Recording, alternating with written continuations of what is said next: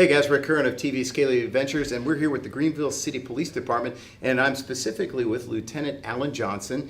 And Lieutenant, thank you first of all for joining us today. Yes, sir. Wanted to ask you a little bit about what made you want to become a police officer and why are you so passionate about it?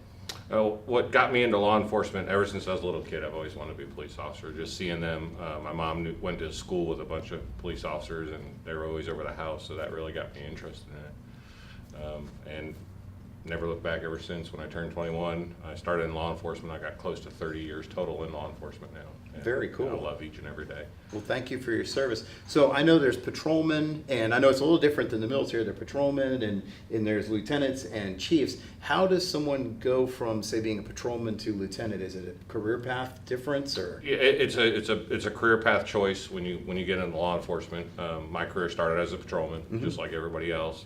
And I moved to different areas of the department. I spent 3 years as a canine handler. Cool. Did that for 3 years and then got promoted to sergeant, from sergeant to lieutenant. So it is a career path that you choose at the beginning. Very, very cool. So when out there's going to be kids who say, you know, when I grow up, I want to be a police department lieutenant. What are some of the career path advice that you would offer to young people out there? Just stay in school, get your education, further your education with college. Nowadays, a lot of police departments are wanting a college degree, so it's very important for that. That's something recently we just changed where we're asking for college degrees now, especially for lieutenant or above. So just stay in school, get your degree, and go for what you want to do. If you want to be a lieutenant, go into the police department, pick that career path.